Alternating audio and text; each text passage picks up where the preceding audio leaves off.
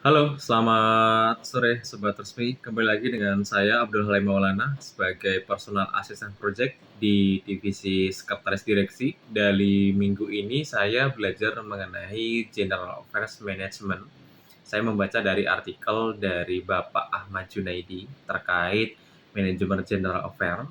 Nah, di sini kita akan saya akan belajar terkait dengan gimana sih keberadaan General Affair, kemudian fungsi General Affair, cara kerjanya, kemudian keberadaannya seperti apa. Itu akan dijabarkan melalui artikel ini. Yang pertama itu kita nanti akan didivisikan sebagai manajemen. Nah, definisi manajemen dulu itu manajemen itu cakupannya seperti apa gitu. Jadi manajemen mencakup kegiatan untuk mencapai tujuan yang dilakukan oleh individu yang menyumbangkan upayanya yang terbaik melalui tindakan-tindakan yang telah ditetapkan sebelumnya. Ini dari buku George R. Terry 2006 juga.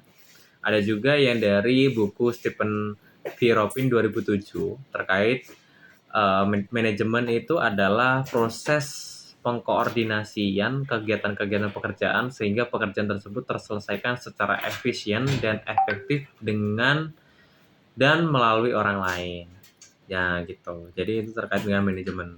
Nah, yang kedua terkait keberadaan GA. Nah, sesuai namanya, divisi General Affairs pun atau divisi umum merupakan supporting unit, yaitu unit support ya, yang mungkin bertujuan itu memberikan pelayanan-pelayanan non teknis kepada unit-unit kerja lain. Bahkan pada umumnya GA ini melayani seluruh unit kerja di perusahaan yang bersangkutan.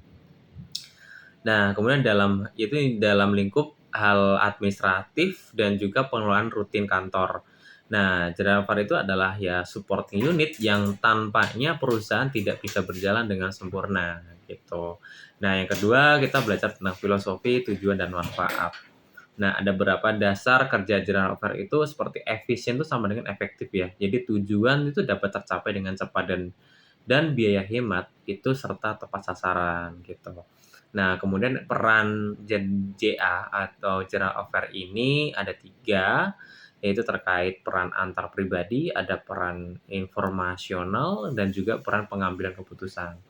Jadi yang pertama itu adalah peran antar pribadi itu terkait peran manajerial yang melibatkan orang dan tugas lain yang bersifat seremonial dan simbolis.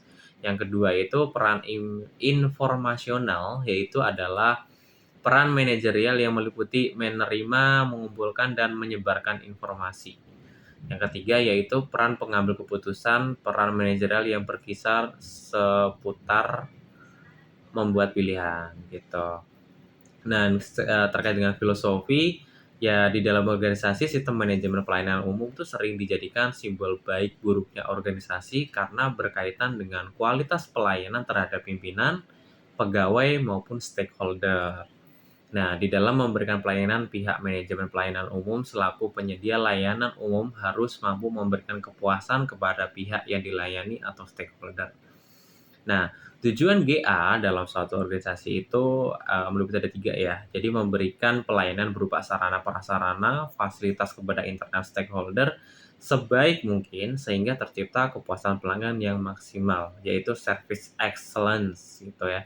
Yang kedua yaitu membangun hubungan komunikasi yang harmonis dengan internal stakeholder, jadi seperti karyawan, manajer, pemilik perusahaan, dan eksternal stakeholder seperti supplier, masyarakat, pemerintah, customer, dan lain-lain.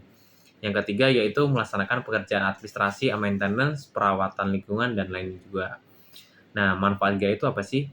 Jadi yang pertama, itu mendukung suatu perusahaan dalam menjalankan operasional harian perusahaan dengan mengurus segala urusan rumah tangga, menjaga, mendata, dan merawat. Yang kedua, sebagai perwakilan perusahaan dalam hubungan eksternal. Yang ketiga itu pemenuhan kebutuhan operasional harian, misalkan seperti alat tulis kantor, kurir, driver, cleaning service, kantin, dan lain-lain. Nah, yang ketiga, kita berkaitan dengan customer service ya. Nah, customer service itu biasa meliputi seperti internal stakeholder, itu meliputi dari employer, manager, owner, kemudian dari eksternal pun juga dari supplier, society, government atau pemerintah, kemudian kreditor, stakeholder, dan customer. Itu menjadi salah satu jadi di company. Nah, sifat atau ciri khas para stakeholder itu sangat bervariasi ya, yaitu yang pertama nih, misalkan tamu dari organisasi, itu bisa serius, fokus, atau urusan bisnis. Tamu dari pemerintah, itu meminta perhatian dan banyak menuntut. Kemudian tokoh masyarakat itu meminta perhatian dan banyak menuntut juga. Kalau pihak keamanan itu serius, fokus pada urusan pengamanan. Kemudian anggota masyarakat itu mengkritik dan meminta perhatian atau bahkan bantuan. Kemudian ada pimpinan organisasi, yaitu adalah meminta pelayanan terbaik. Kemudian pegawai organisasi adalah meminta pelayanan terbaik juga. Nah, membangun hubungan baik dengan stakeholder eksternal itu yang pertama, itu bisa mempelajari atau mengkaji apa peran kita terhadap stakeholder. Yang kedua, kita layanilah stakeholder sesuai dengan kebutuhannya, tidak perlu berlebihan selama dalam batas rasional. Yang ketiga juga menjaga hubungan baik dengan berkomunikasi seadanya, tidak perlu berlebihan atau terlalu akrab juga gitu. Nah, terakhir yaitu seni melayani pimpinan dan karyawan. Yang pertama yang harus diingat, pimpinan dan karyawan inilah penentu dan atau yang dapat mempengaruhi pengambilan keputusan tentang nasib seorang GA.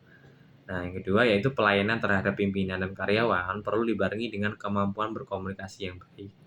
Yang ketiga, selalu menjawab saya usahakan atau iya dalam menjawab suatu tugas serta berani untuk memberi kemasukan atau kesimpulan sebaik-baiknya. Nah, itu adalah beberapa manajemen di Journal of Value yang saya pelajari dalam minggu ini. Untuk part 2-nya mungkin saya sambung di minggu selanjutnya. Terima kasih untuk telah menonton. Thank you for watching. Bye-bye.